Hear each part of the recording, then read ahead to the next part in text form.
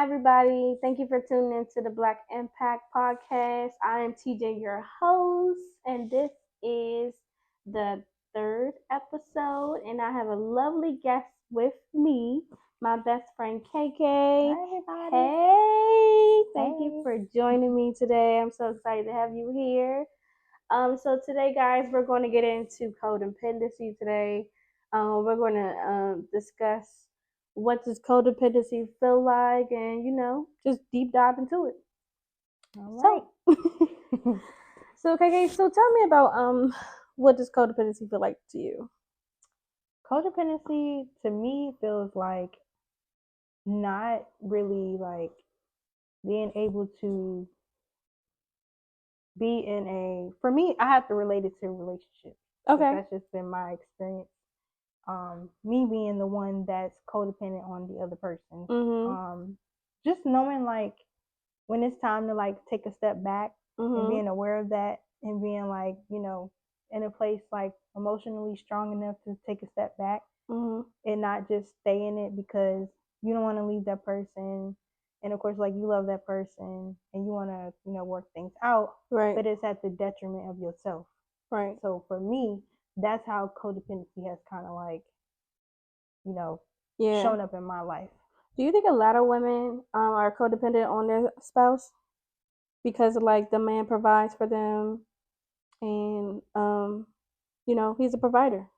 So you I mean, yeah, possibly in some ways. Like yesterday, I sent you the post about the girl Ella Bands, the one okay, that's dating yeah. Ace Boogie or whatever. Right. And I asked you if that was codependency, like an And I example was of like, codependency, and it's like, yeah, kind yeah. So basically, Bella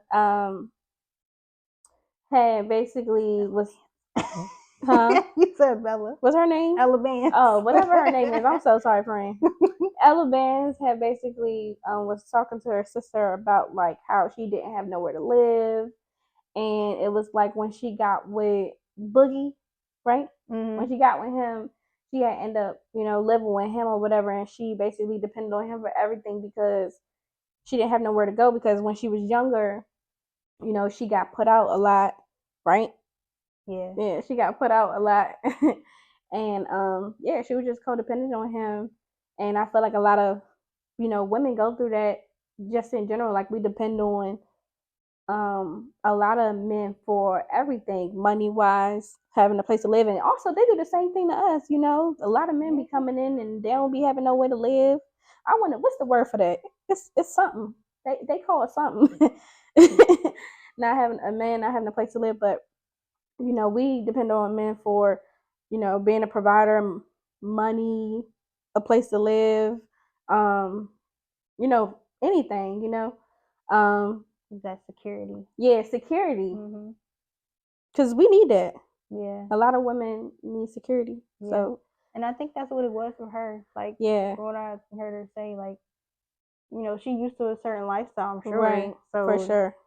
To have that, the thought of having that ripped out, it's like, what are you going to do after that? Right. That's codependency, though. Like, yeah, that is. Like, you really don't have living a plan. this lifestyle, going from a regular, moderate lifestyle to, having that celebrity lifestyle, and then again snatched from you because you're not with that man no more.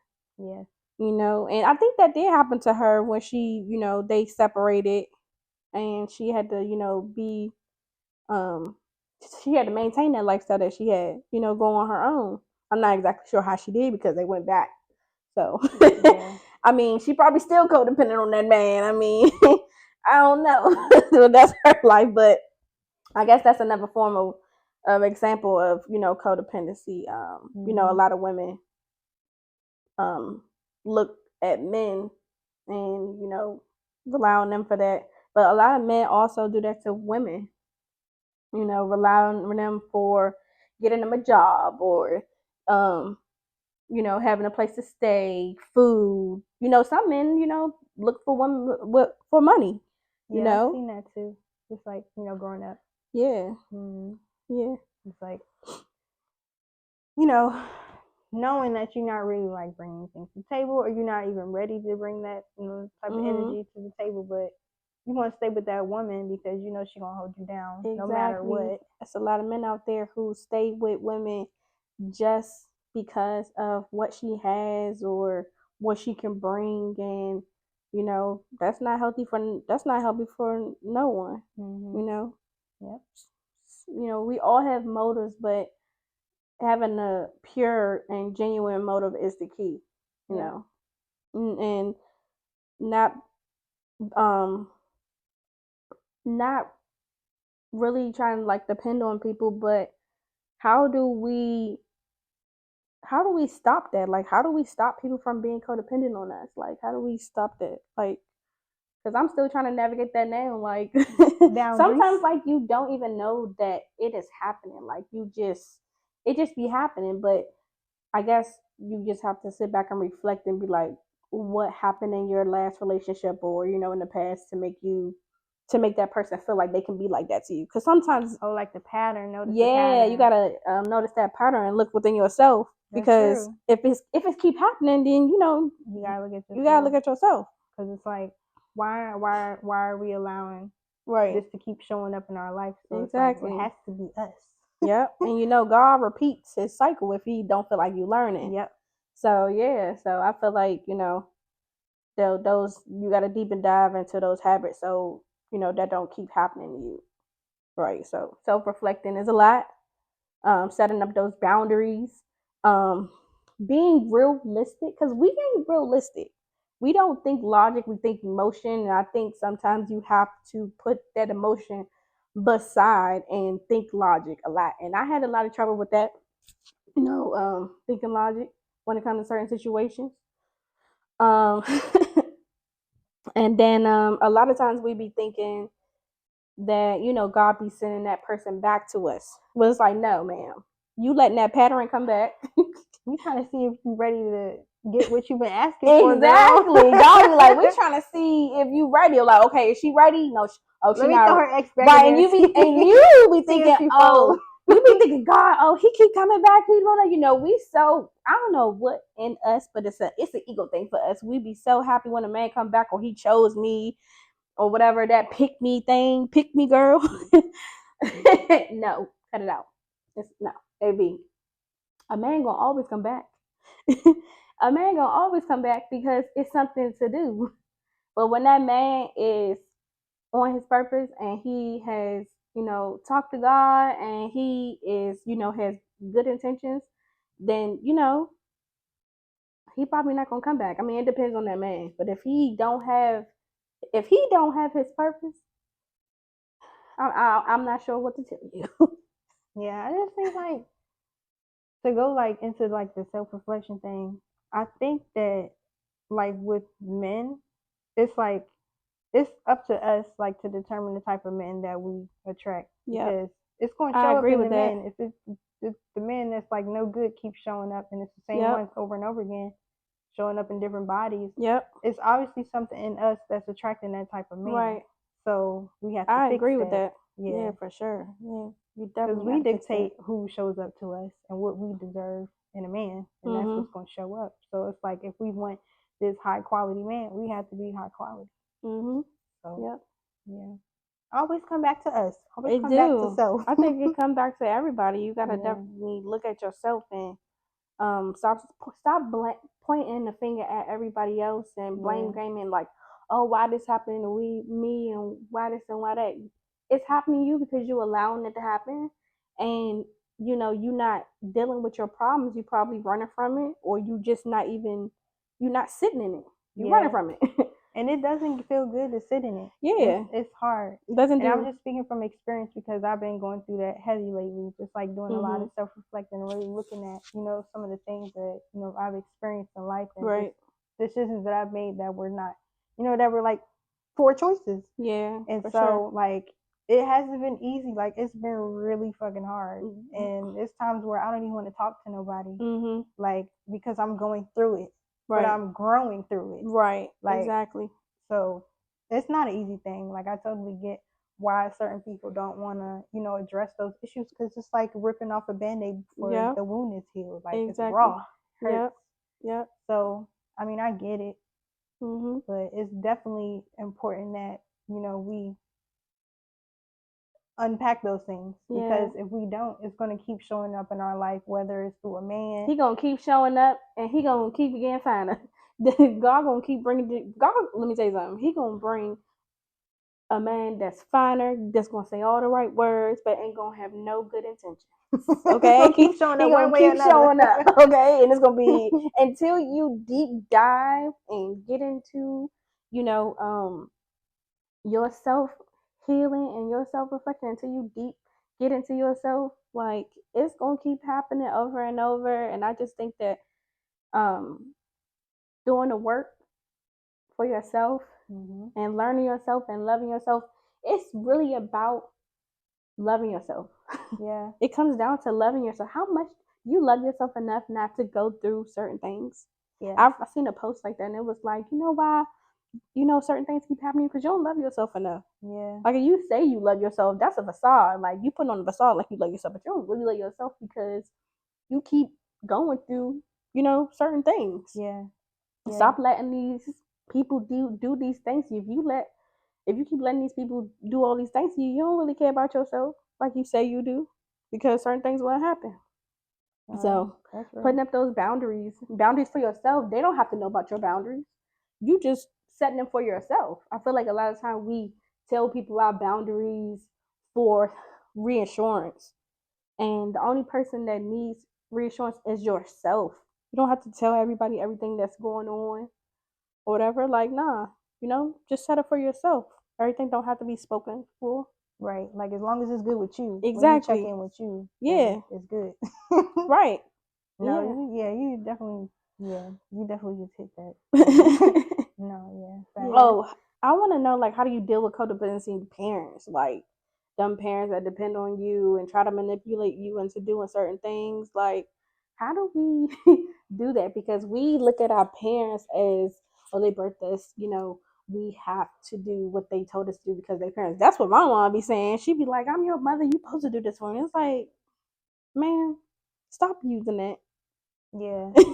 Stop doing that. Because, no, I'm grown. I don't got to do nothing I don't want to do. I think, like, after a certain age, we kind of, like, get to a point where we're like, okay, I'm an adult now.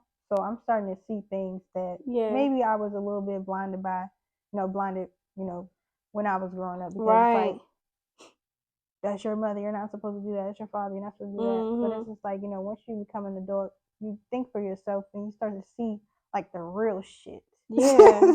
And you be like, hold on, she gaslighting me. Yeah. She manipulating me. Dang, my mother really a narcissist. My daddy not, dang. And honestly, like, we ain't learned these words until we got older. I think this generation, like, put them words out here, right? Right. We knew what a narcissist was. We ain't know them words. But now that we know, we like, okay, yeah, that's what's happening. Like, hold up. No, we're not finna let that go. We're not finna let that slide. I'm not gonna let them do that to me. Yeah, and then again, it comes back to boundaries. You can have boundaries with your parents. Yes, setting boundaries. Listen, setting boundaries with your parents and for your parents is top tier. Okay. Yeah. You definitely need that, because parents are the ones who steer us into the people that we are, shape us to who we are. I mean, unfortunately, a lot of people don't have that, and I try to figure out, like, how people who don't have those parents, like, navigate, period. And so they end up getting manipulated and having to, codepend on other people that's, not their, parents. But I pray for those people.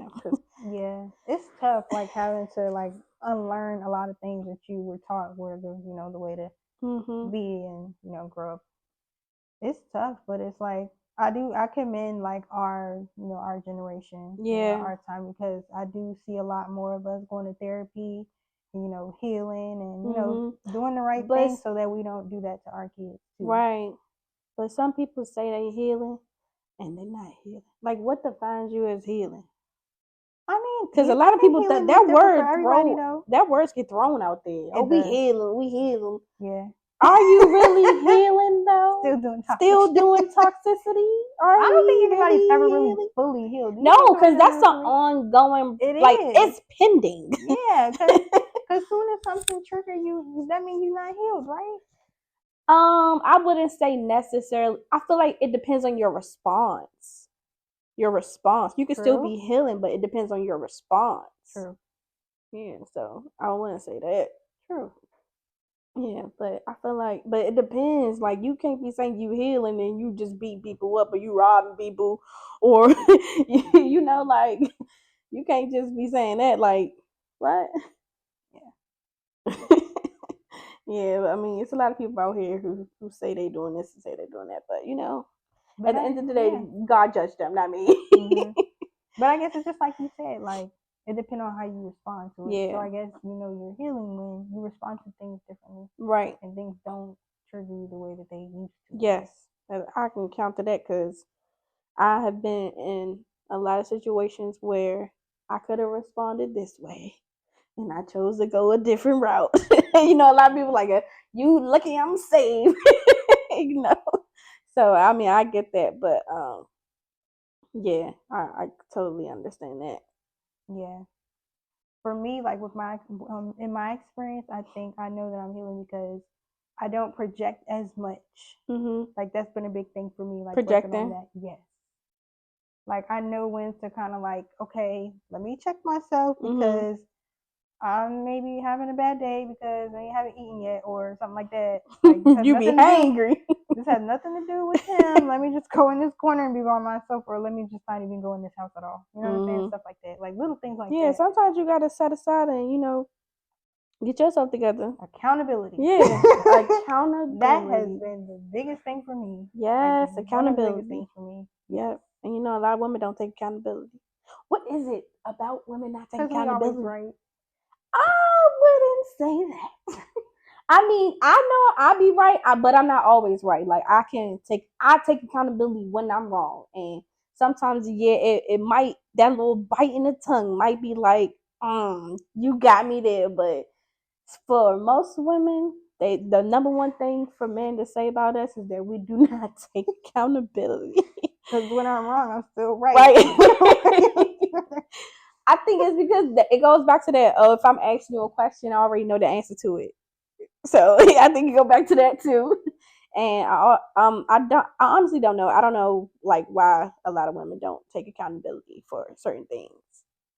I don't know. I don't know. That's like the question in there. I don't know. I take accountability for certain things that I do. I know I do. I'm not sure about everybody else. I haven't always taken accountability. That's been an ongoing process for me too. I guess it's just a hard pill to swallow. Just somebody telling you about yourself, the truth. That truth of, but you appreciate it at the same time. You do, because it's growth. You know, you do appreciate it. I appreciate a person that'll tell me, hey, you out of line, like you need to go over there and chill. You know, opposed to like a person that's just like, no, you were fine. No. Yeah, don't play with me. Tell me I did something wrong or like, exactly. Yeah, so that I can check myself. Like I'm all about growth. Like, yeah. Anything's gonna help me grow. Like, because certain people don't know that they're doing certain things. Mm-hmm. So how would you know, like, you know, if you did something wrong that, you know, you don't know. But some people do. At this big age, you know, we be knowing what we be doing. Yeah. Okay? Don't be out here promoting toxicity and doing all this, you know, wild stuff, you know. Yeah. And then if it do come back on you, I take that accountability. I mean, it's gonna stick. You did it, so you know. Might as well be real about it. Yeah, be real. Be real to yourself. That part. Be real to yourself. Yeah. Be real to yourself. What does accountability look like? Accountability looks like I'll give you an example. Owning your shit. Somebody pissed you off and you had a case of road rage or something. So you come in the house and you trip over a shoe. That was God. So we're gonna go ahead. You trip over a shoe that's in front of the door. So that just pissed you off all over again. So now you just pissed off. You walk in the house and you just throw everybody energy off. They in there all happy and shit. You come in there, you in a bad mood. Okay. And the next thing you know, you cussing your partner out. And then y'all get into it. And then it's over. You go upstairs. You about to go, you know, do your thing or whatever. It's a personal experience. Yes. Somebody done cut you Look, off. that's where I be pulling and you my ain't shit from, having okay? it. This is our real life, okay? I'm being transparent with y'all. So, you know, and you just really sit with yourself like, damn, that was fucked up. He ain't do nothing wrong. He ain't do nothing to me. And then I have to I apologize. done cussed that man out. He I ain't do know. shit to I me. had to apologize. I'm like, damn. I'm sorry. I ain't eat today. Maybe some shit like that. My bad. So that's what it was like to You me. ain't Just like even do knowing it. when to, knowing when to check yourself. Period. That's it. Some people don't know how to check themselves. Yeah. But you know, it's really great to have somebody like a partner that will really like be like a mirror almost. Yeah. You. That's when you know you got the right one. Yeah. Because that person's gonna help you grow because they're really gonna be like a mirror and show you I've never experienced all the that. things that you need to change about yourself that are not, you know. I never experienced that, but God, I'm not saying yeah, I need to mirror that. Your husband is coming that we are. But yeah, I've experienced that. I think I've been their mirror, but they haven't been my mirror. For sure. I've been their mirror. For sure. Yeah. And probably some of their karma. Yeah. Wait on it. I be their triggers too. Yep. That trigger to get your life together. That's not always a bad thing. Yeah. You might be the person that's going to help them grow. Right. Because for sure. At the end of the day, no shade to the people that you dated, but at the end of the day, you set the bar high. Yeah. So they have to elevate themselves to even be able to, you know, stand next to you. So you could be their motivation. Yeah, I feel like they have been you know, they have been like triggers to help me grow too. Like I had to sit back and think certain stuff they did, and I had to think logic about certain things too. I wasn't never like codependent on anybody, but I had to sit back and think like, no, that's not right, or I did that. You know how certain things. One thing I had to think about, like, you know how females always say like, we meet a guy and we want a relationship, and they don't want a relationship, and then we say, oh, we could do it. We could change their mind. Oh, I can do this. It's a lie. I can't do. Listen, don't play with me. The Lulu, okay? Don't play with me. Some people can do it, not me. I'm not it. Leave me alone, okay? I can't do it. But in that time, like, I was thinking I could do it, and I hurt myself. I did it to myself, not them.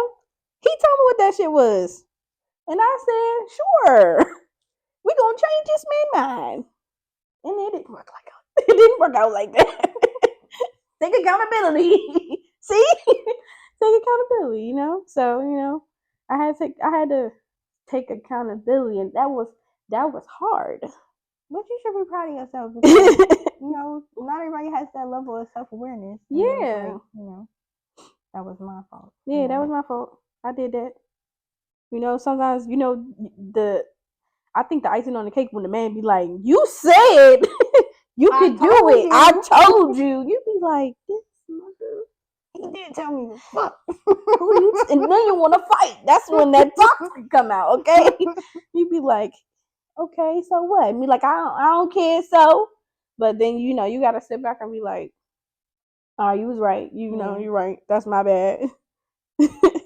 I did say I could, and I thought that I think that is delusional, idiotic for us to be thinking like we can change people and you know we can do something that we're not capable of. You need to sit with yourself and figure out like, can you really do that? Some people have the strength to do that, but not me. Do you think it's ego driven too? Like, do you think it's like a challenge for women? Yeah, women or men. Like, if you know, like, just using an example you just used, saying like, okay, he said he didn't want a relationship, but I want to. I think it's an ego like, boost maybe I can for. change his mind. Do you think it's I that? think it. You know what? You know what? Do you think that's what it is? I think it is. It's like a challenge. I think it's a challenge on both. Like I told this girl that I ain't want a relationship, and she's still going. I think they just be playing on our intelligence like she's a dummy. She's a bird. She's a goof. We let them. I think. I mean, we do, and that's our own fault. So we got to take accountability for it because we let them. They be thinking, oh, she is stupid.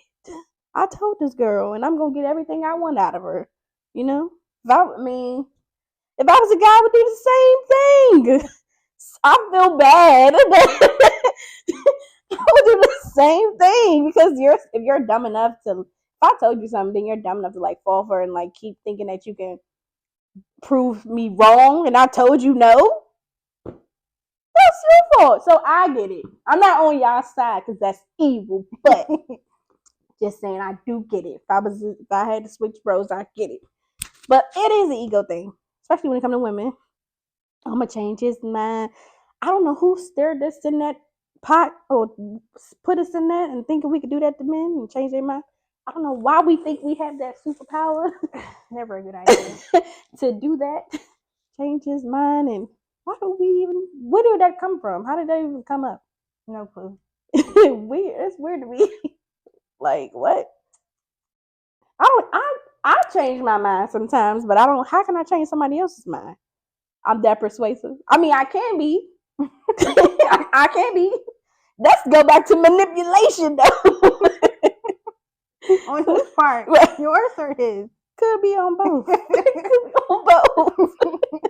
It sounds like you're trying to manipulate him into being your boyfriend. See? He already said he didn't want to be. Exactly. See? Yeah. But I think God made for that, you know? See? Accountability. Accountability. There you have it. Accountability. Well, guys, thank you so much for tuning into the Black Impact Podcast. I'm Tiffany, your host again, and this is my lovely best friend, KK. And we'll see you on the next episode. Bye.